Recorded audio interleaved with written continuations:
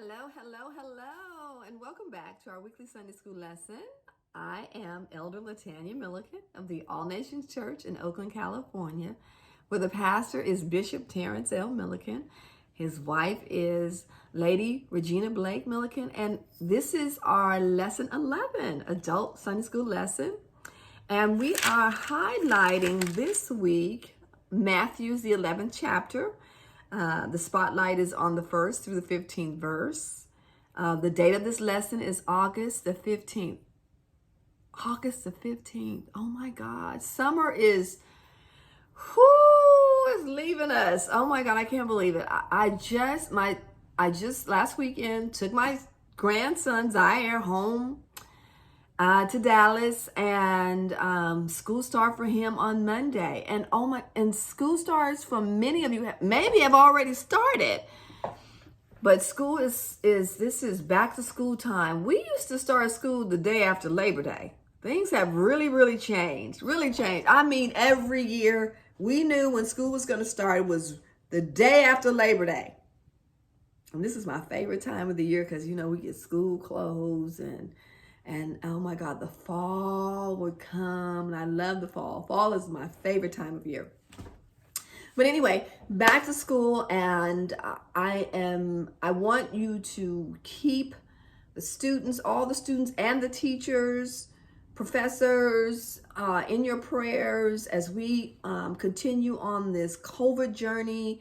If you watch this video years from now, we've been for a year plus battling COVID-19, which is a virus, and we're still learning what it is. We've been in shelter and stay, wearing masks, now getting vaccinated. Some are getting vaccinated, some are not, and now the actual virus is mutated, and we are facing another variant of it, and so.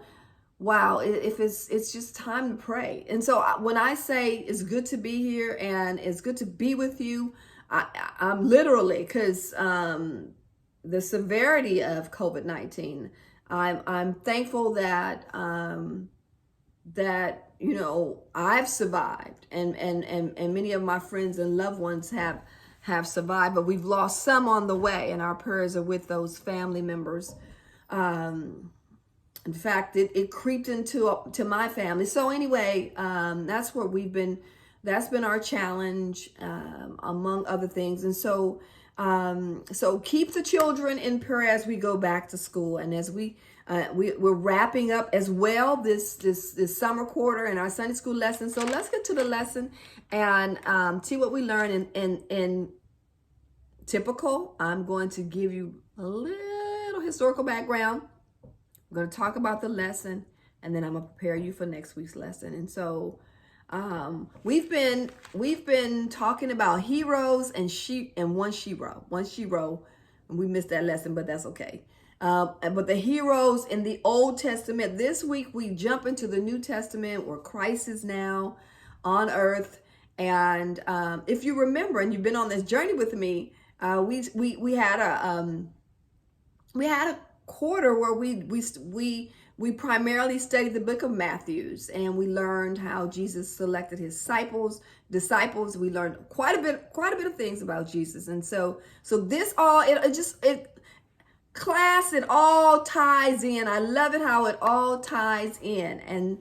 And let's see what we've learned. Before we see what we've learned and tie it in, I'm gonna go back to the 10th chapter. In the 10th chapter, Jesus has he has instructed his disciples. They are getting ready to go out 2 by 2 and to minister on their own without Jesus. They had been with Jesus. They had observed him.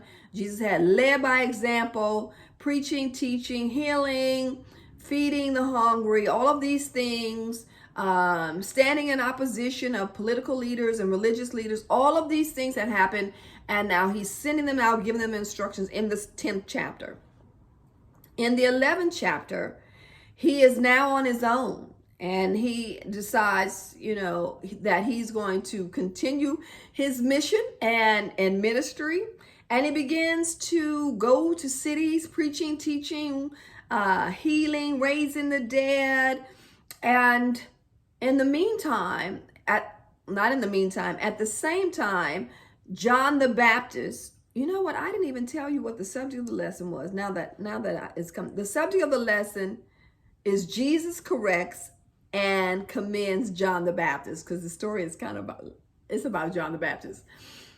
And so John is in prison. We know the story of John the Baptist. We sort of covered it in that quarter where we talked in the book of Matthew. John the Baptist was the forerunner for Jesus Christ. His birth was prophesied in the Old Testament, and he came on the scene and he proclaimed that the Messiah was coming. And he was very successful. Well, I'm not going to go into detail about his lifestyle, but he was very successful in his ministry. He had disciples, but he found him. Now he was in prison. He was in prison at the time of this lesson, at the time of this story, because he stood up against King Herod. King Herod was a sub-king of Galilee, and King Herod had divorced his wife, his legal wife, and then married his brother's wife. And John was standing on the Leviticus 18:16 and 20:21. And so when the children of Israel was given instructions, they were instructed not to have sexual relations with their brother's wife, because that would dishonor their brother. And if a man marries his brother's wife, it is an act of impurity. He has dishonored his brother, and they will be childless. And so this is what, see my little red notebook? This is what John was standing on, this principle, as he publicly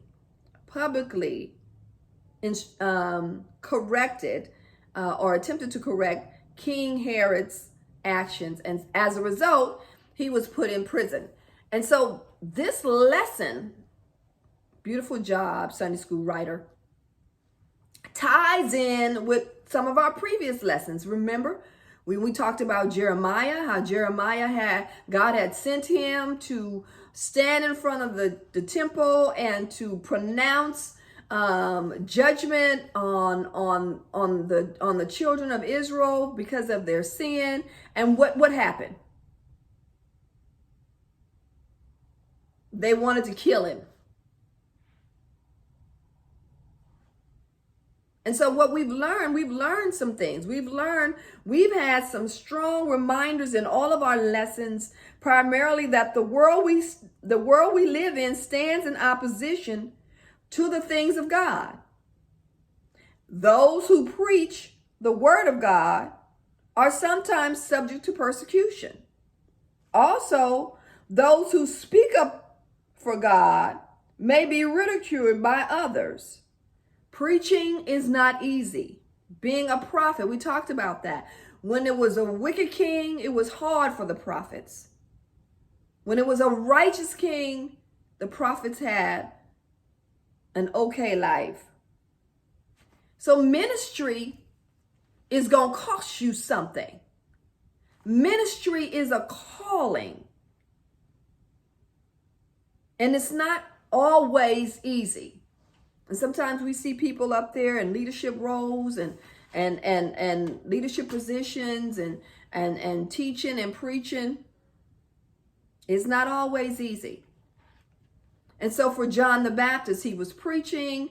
He was doing what he was called to do, what he was birthed to do. He was baptizing, and many were being saved, coming to Jesus. They were hearing about the coming Messiah. And here he was in prison, in Herod's dungeon. And that's, I forgot, this is our lesson. I've left historically, and now I've picked up this lesson. We're actually, at the first verse in our lesson.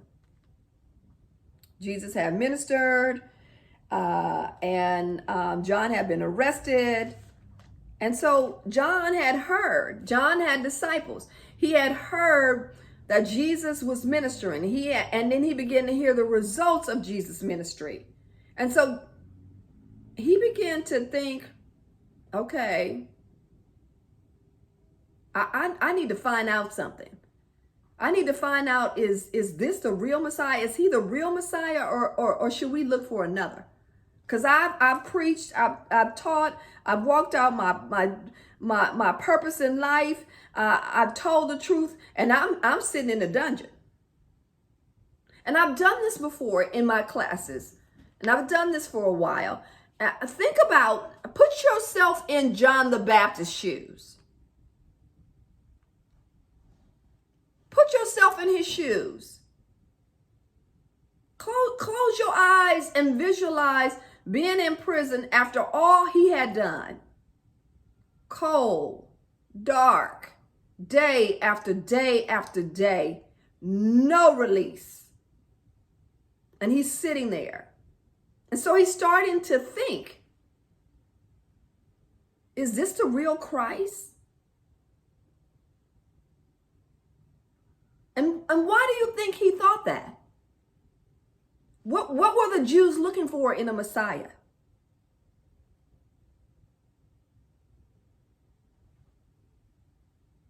They were looking for someone to come and save them, to overthrow the government, to make them leaders again. That was not Jesus' mission. He came to save the lost, to die for our sins. And so John was sitting there trying to figure it out. So he sent his disciples to ask them, are you the Messiah, or is there someone we should be looking for, someone else? And Jesus says, go back and tell him. Tell him what you see. Tell him that people's lives are being changed. This is what ministry is. It's for people's lives to be changed, for them to be introduced to Christ, for the blind to see again, for the lame to walk again, for the lepers to be clean, for the deaf to hear again, for the dead to be risen or to rise to life, for the poor to hear the gospel, for the poor to have hope, for the poor to hear the good news. That's what Jesus came for.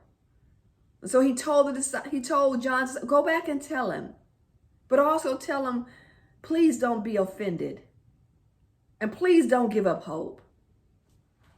Because John sat in prison until his execution, and he was beheaded. And I love how this lesson ties in to all of the lessons that we've talked about this quarter, that is not always easy. And it will cost you something. Let's think about last week, Shadrach, Meshach, and Abednego, when they would not bow down, they would not serve. They had learned their lesson about idolatry. They had learned, finally. And they told the king, we're not going to bow down, and the God we serve, he is with us. He will deliver us, and even if he don't deliver us, he is able to deliver us. Now, John is in prison, and he didn't get a physical delivery, but he got a spiritual delivery. Because when he left this world, he was rewarded. Because Jesus complimented him, because that's part one of the lesson. Part two of the lesson, Jesus, after he sends the disciples to back to John in jail, he turns to his audience who he's preaching to, and he says, why did you go see John the Baptist? What did you go out to see? Was you expecting John to be a weakling? No. I think I'll read a little bit. I got a little time today. I think I'll read a little bit. 11th chapter. Let's pick up at the 7th verse. John 11:7, and I'm reading from the Way. As John's disciples were leaving, Jesus began talking about him to the crowds. kind of man did you go into the wilderness to see? Was it a weak reed swayed by every breath of wind? Or were you expecting to see a man dressed in expensive clothes? No. People with expensive clothes live in palaces. Were you looking for a prophet? Yes. And he is more than a prophet. John is a man to whom the scriptures refer to when they say, "Look, I am sending my messenger ahead of you, and he will prepare the way before you." Verse 11, "I tell you the truth, all who have ever lived, none is greater than John the Baptist. Not even the least person in the kingdom of heaven is greater than he." And from the time John the Baptist began preaching until now, the kingdom of heaven has begun forcefully advancing, and violent people are attacking it. I'll stop right there. John was a prophet. There had not been a prophet for how long? Make sure I say the right amount. I wrote it big in my notes. Maybe I put my glasses on, I can see it. There had not been a prophet. Ooh, Tam, you can't find it. For 400 years. There you go. There had not been a prophet for 400 years. Remember, God spoke to the prophet, and the prophet spoke to the king, and there was silence until John came on the scene. And John fulfilled his ministry, his understanding. He was encouraged by Jesus. And Jesus knew that John would understand what he was saying when he said, "Look, people are being changed." That's what ministry is for. To help people see their Creator, understand that their Creator paid a price for them and loves them, and he will never leave them nor forsake them. But ministry will cost you something. Okay, let's see what the aim of our lesson is as we wrap this up. The fact of the lesson today, class, is to understand that our purposes, to understand that for purposes of ministry, our spiritual growth, God sometimes calls us into some very dark places. The principle of the lesson is to ensure us that God never abandons us in the dark places, but stays with us to accomplish his will in those situations. The application of this lesson, how we apply it, is to encourage us to trust Jesus as our guide, who will always know where to take us, even when we are unable to see the way ahead. I agree. Ministry sometimes is not easy. And sometimes you go into dark places. And sometimes you do all that you can. You study, you teach, you stand, you tell the truth. And things don't turn out the way you think they should turn out. You sit in a dark place, but God is always with us. Christ is all. He will never leave us. He will never forsake us. And we must trust him. We must trust that he knows what's best for us. Even if we can't see it and we don't understand it, we must know and trust he is the perfect guide. So let me read our conclusion as we wrap this up. It is easy to forget in darkness what we learn in the light. There are times when we are sure what we believe, but there are also times when we even doubt. As strong believers, we experience doubt. John the Baptist was not exempt from this. He had doubts, but Jesus called him the greatest of human beings. John did the right thing. He took his doubts to the Lord. When we take our honest doubts to him, he will comfort us. Next week's lesson, we will look at the dynamic duo, Peter and John, as they preached with boldness to the religious elite in Jerusalem. I hope you learned something from this lesson as well as I have. And I appreciate you joining me on this journey. I pray for you as we go back to school. Pray for our children. Pray for the land. God bless you, and I will see you next week. All the best to you.